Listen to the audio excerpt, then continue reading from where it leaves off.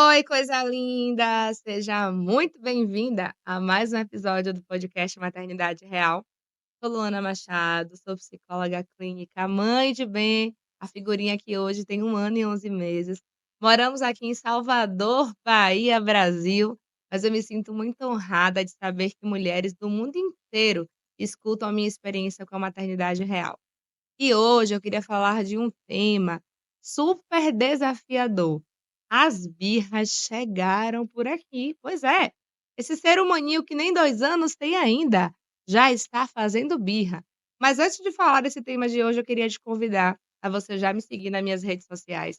Se você puder, faz um print aqui desse conteúdo de hoje que você está escutando, coloca lá no seu stories. Estou ouvindo a psicóloga Luana Machado no podcast Maternidade Real. Assim você me ajuda na divulgação do meu trabalho. Gente, enquanto psicóloga, é claro que eu leio muita teoria, eu conheço muita coisa, apesar que na psicologia tem muitas áreas que a gente se especializa. Então, assim, eu já fui a psicóloga infantil, assim que eu me formei, eu atendi crianças, mais ou menos ali por uns 5, 6 anos. Luana, por que você parou de atender criança? Apesar de amar a psicologia infantil, eu parei basicamente por conta dos pais. É. Era muito frustrante para mim, enquanto terapeuta, aplicar ali algumas estratégias com as crianças, e eu dependia dos pais para colocar em prática. Então, sei lá, eu criei uma rotina com a criança, eu fiz lá na cartolina, uma rotina da semana, e eu precisava que aquele pai ou aquela mãe cumprisse aquelas tarefas. Eu precisava da supervisão de um adulto, e muitas vezes isso não acontecia. Quando eu tinha crianças que os pais eram engajados no processo, o resultado era maravilhoso. Mas isso aí era a minoria da minoria da minoria. Eu comecei a ficar muito frustrada com o trabalho da psicologia infantil, principalmente que é um trabalho onde a gente investe muito mais em material, em recursos. É diferente de você atender um adulto que você fala assim: "Me conta aí, como foi a sua semana?" E simplesmente flui, e simplesmente acontece. Atendendo criança não, você tem que usar o lúdico, você tem que usar histórias. Então, por favor, valorize muito as psicólogas infantis, porque elas investem muito em recursos, em brinquedos, em livros. E eu tô contando essa minha história profissional para você entender que, assim, lá no passado eu já estudei um pouco sobre psicologia infantil, as fases do desenvolvimento, então eu tinha aqui armazenado aqui em alguma parte do meu cérebro alguns conteúdos sobre como lidar com a criança. Mas, deixa eu lembrar para você que está me ouvindo, é totalmente diferente você ser a profissional que conhece sobre a educação infantil e você ser a mãe. É totalmente diferente você ser a pediatra que cuida das crianças e você ser a mãe. É bem diferente você ser a pedagoga que ensina as crianças lá a aprender a ler e a escrever e você ser a mãe. As emoções estão envolvidas, é um outro lugar.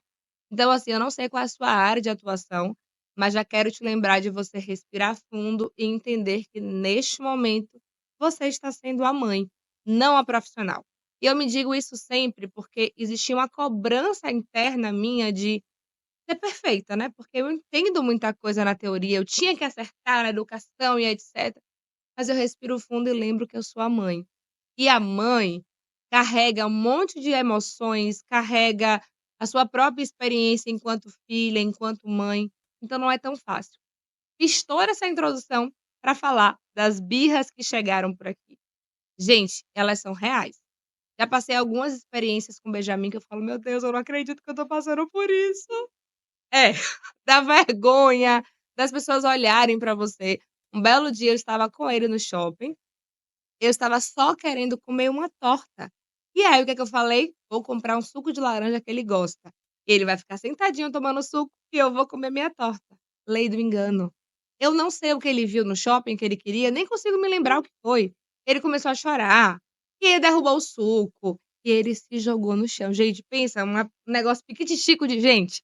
Jogou no chão, e berrou, e chorou, e as pessoas em volta olhando com aquele olhar de: "Meu Deus, que vergonha, essa mãe não sabe cuidar dessa criança". É assim, tá. Eu queria só que abrisse um buraco, eu queria entrar, porque eu estava morrendo de vergonha.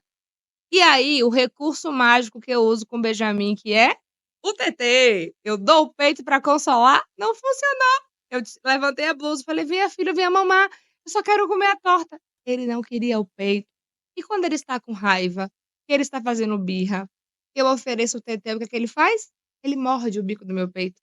Eu parei de oferecer, inclusive, o tetê a ele nesses momentos, porque dói em mim. Ele arranca, assim, de raiva. Enfim, guarda a torta, moça, embala aqui a pacote, não vou mais comer aqui, desisto, pago a conta, saio. Comecei a andar com ele no shopping, ele chorando e ele fazendo um escândalo. Esse foi um dos momentos, porque eu já passei vários. Eu contei aqui em um episódio anterior que eu estava passeando com ele, Braddock, no condomínio, e ele viu uma poça de chuva, e eu virei pra pegar o cocô de Braddock, quando eu olho tá Benjamin lá, vrá, mergulhado na poça de chuva. E eu olhei fundo e falei: "Vamos lá, né, tem que tirar essa criança daqui". Passa uma vovozinha, que ela estava com o cachorro dela também, ela: "Minha filha, tire seu filho daí, tem germes, tem bactérias, ele vai ficar doente". Deu vontade de dizer: "Minha tia, eu não queria que ele estivesse ali". Falei: "Não, tá bom, tô tirando ele". Eu peguei o menino, estava me preparando emocionalmente, porque eu sabia que ia ser o escândalo. Ele fez um grito, um show, e eu levei Benjamin pra casa carregado no colo comigo, eu toda melecada também de água de chuva, e ele chorando, e eu andando pra casa e os vizinhos passavam e: "Tá chorando por quê, bem?". Eu tinha que explicar, porque ele queria brincar com a água de chuva. Gente, e são birras por várias coisas. Ele começou uma fase agora de que, assim, ele até gostava de escovar o dente, aí agora não quer mais. Aí quando eu pego a escova, tem dias que é de boa, mas tem dias que chora, joga no chão, pega a escova e joga longe. E assim, são vários momentos de birra. E eu tive que voltar a ler sobre isso.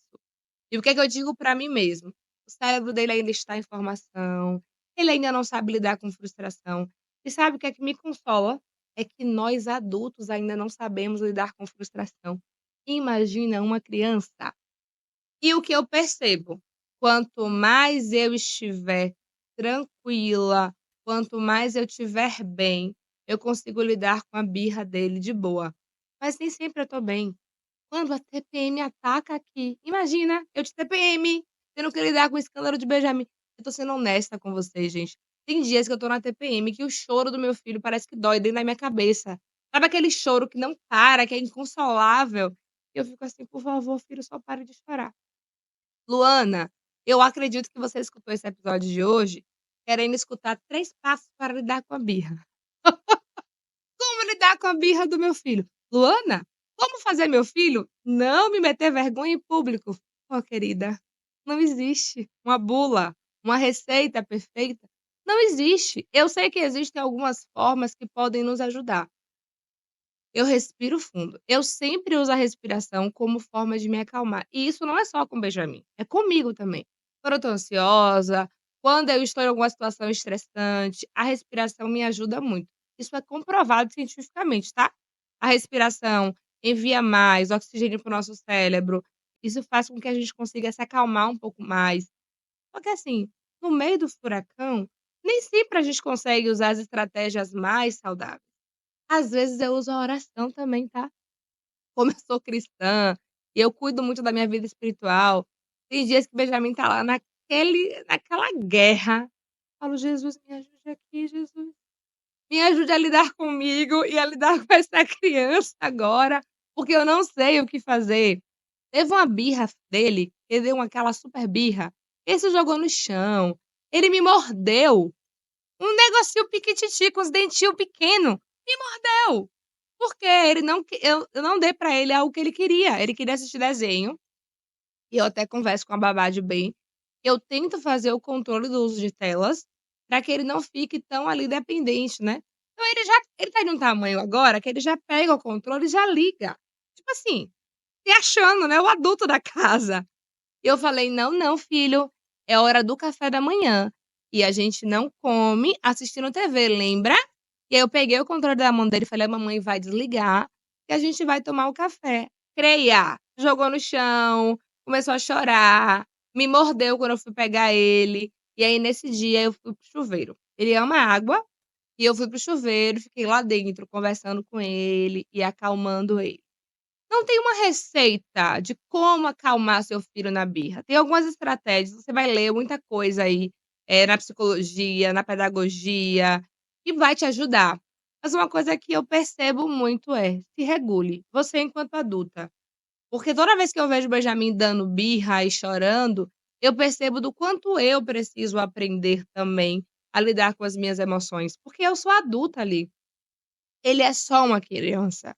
Ele é só um bebê, na verdade. Então o que eu falo pra ele é: "Eu sei, filho, é difícil lidar com o não. Eu sei, filho, é difícil lidar com a frustração".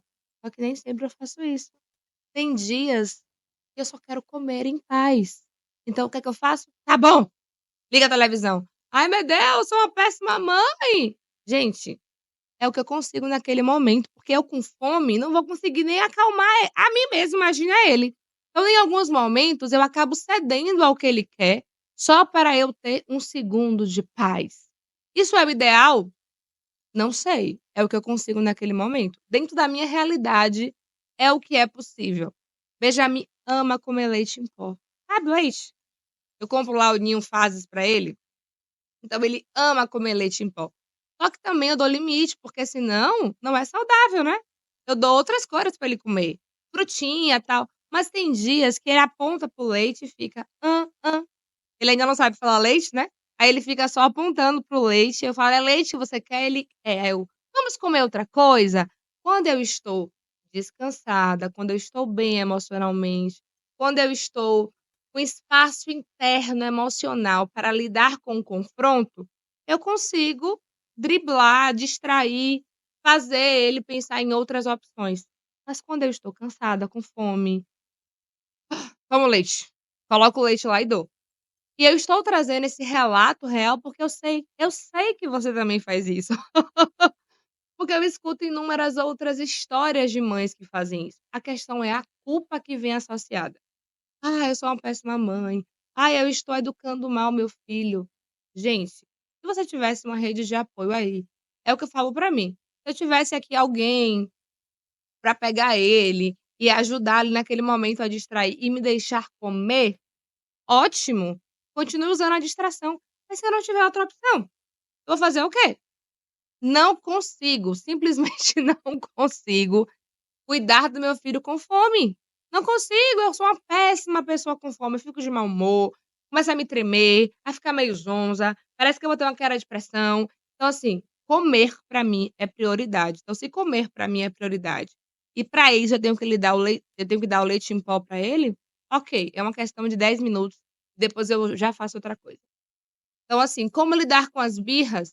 Cuide de você enquanto mãe, cuide de você enquanto pessoa, cuide de você enquanto mulher. Invista na terapia, invista em ver atividade física, invista em você estar bem, porque quanto mais saudável emocionalmente você está enquanto mãe, você consegue ajudar o seu filho a lidar com as birras, porque para ele também é difícil, tá? Ele também está aprendendo. Ele ainda está conhecendo dentro dele que ele sente raiva, que ele sente frustração, ele ainda nem sabe nomear. E eu vou falar uma coisa aqui, eu atendo há 10 anos enquanto psicóloga, e eu já atendi tantos adultos que nem sabe identificar quando está com ansiedade, quando está com raiva, quando está com tristeza, quando está com frustração. Eu tive que educar, psicoeducar ao longo do processo terapêutico para aprender a identificar as emoções. E um adulto não sabe, imagina um bebê. Então tenha paciência com você nesse tempo e com o seu filho também. Todos estão aprendendo ainda a lidar com esse processo. E aí, lindeza, me conta, o que é que você achou desse episódio de hoje? Coloca aqui nos comentários, é importante para mim ter o seu feedback, ter o seu retorno. Continua me seguindo lá nas minhas redes sociais, vai lá, fala comigo, eu amo conhecer vocês. Eu fico tão feliz quando alguém fala pra mim: "Luana, te escutei lá no podcast, você trouxe uma acalento ao meu coração". E não esqueça de colocar aqui também as suas sugestões de próximos temas que você quer que eu venha trazer os meus relatos. Beijo, até o próximo episódio.